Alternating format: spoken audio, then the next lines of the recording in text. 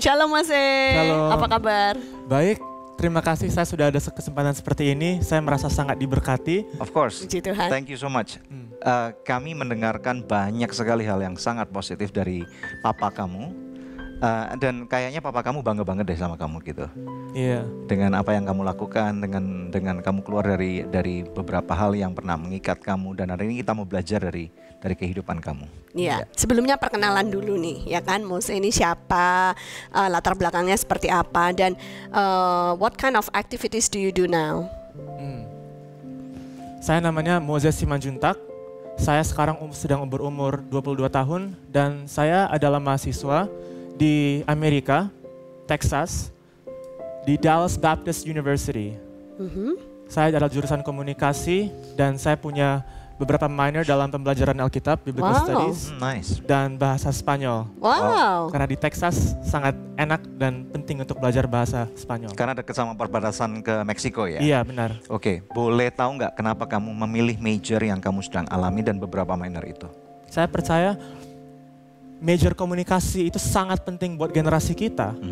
Apakah ada skill yang lebih penting di era informasi ini dibandingkan komunikasi? Ini bisa menentukan masa depan kita, bisa baik atau suram. Dan kepada siapa kita berbicara, cara kita berbicara sangat mempengaruhi masa depan kita. Dan masa depan orang-orang yang kita pengaruhi juga. Alright, bisa cerita dikit tentang keluarga kamu? Ya, papa saya adalah Julianto Simanjuntak dan mama saya adalah Roswita Andraha. Ya. Mereka sama-sama bekerja sama dalam organisasi konseling LK3, Lembaga Konseling Keluarga Kreatif. Dan misi kita semua adalah untuk menyadarkan orang tentang kepentingan psikologi dan konseling. Karena ini adalah salah satu topik yang sangat jarang dibicarakan, yang sangat sedikit resource-nya. Jadi kami berharap suatu hari nanti melalui kerjasama dengan berbagai pelayanan, sekolah, gereja, kita bisa menunjukkan bahwa orang Kristen peduli konseling dan menghormati desain Tuhan untuk otak kita dan relasi kita. Wow. Dan membantu kita semua pulih dari masalah-masalah candu atau pernikahan atau keluarga yang sebenarnya banyak dari kita alami, tapi jarang bicarakan. Wow. Wow. Nah, Amazing. kita akan langsung ngomong tentang kehidupan kamu nih ya. Iya. Maksudnya gini, main game itu kan asyik banget gitu ya. Nah, tapi banyak orang yang hari-hari ini terikat banget gitu. Sehingga kita kemana-mana ngelihat, apalagi itu gampang banget untuk kita kill the time. Lagi di busway, lagi di MRT, lagi misalnya naik kendaraan umum. Kita mengisi kebosanan dengan main game atau bahkan beberapa kelewatan kerja juga main game gitu. So what do you say about this? Jadi saya mau memulai dengan mengatakan game itu bukan dosa. Of course. Game is not a sin. Yang dosa itu apakah kita memakainya dengan sehat? Buat saya candu game itu definisinya adalah ketika kita bermain sampai pikirannya terobsesif terus dari pagi sampai malam pikirnya game, kapan saya bisa main game lagi, dan tugas sekolah tidak dipikirkan, orang tua tidak dipikirkan, PR tidak dipikirkan. Yang paling penting dalam kehidupan itu adalah game. Nah, itu adalah dosa karena itu adalah idolatry, menyembah berhala. Jadi udah jadi berhala. Tuhannya mereka nih. Ya.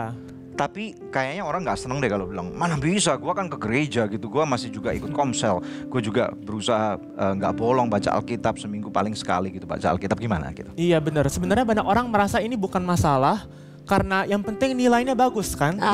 Saya sharing di banyak seminar di berbagai gereja, di berbagai sekolah, dan saya pernah sharing saya dulu mengalahkan depresi, menang dengan berbagai masalah mental, dan orang nggak banyak bicara apa-apa, nggak banyak mengakui. Tapi waktu saya bilang nilai saya naik dari IP-nya 2,3 jadi 3,7, orang baru tepuk tangan berdiri karena orang di sini paling mementingkan itu nilai. Padahal kita bisa mengalami banyak sekali masalah walaupun kelihatannya dari luar bagus, walaupun nilainya bagus. Orang tua misalnya jarang ada yang sadar anak-anaknya juga kena candu pornografi. Hampir semua laki-laki, saya percaya semua laki-laki punya masa candu pornografi dalam hidupnya. Tapi asal nilainya bagus, jarang ada orang tua yang pusingkan. Jadi misalnya kalau ada orang yang sebenarnya main gamenya banyak sekali sampai mengganggu, tapi nilainya masih bagus, sedikit orang memusingkan.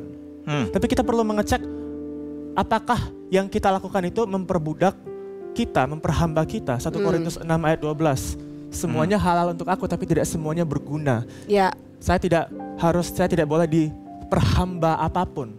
Walaupun itu game atau pekerjaan, banyak orang tua yang candu kesibukan dan apapun itu yang kita alami, kita harus bertanya. Apa yang bisa membantu? Oke, kalau dalam pengalaman Mose sendiri, bagaimana awalnya bermain-main game kemudian berubah menjadi sebuah adiksi atau kecanduan? Sebenarnya di mana-mana ceritanya sama.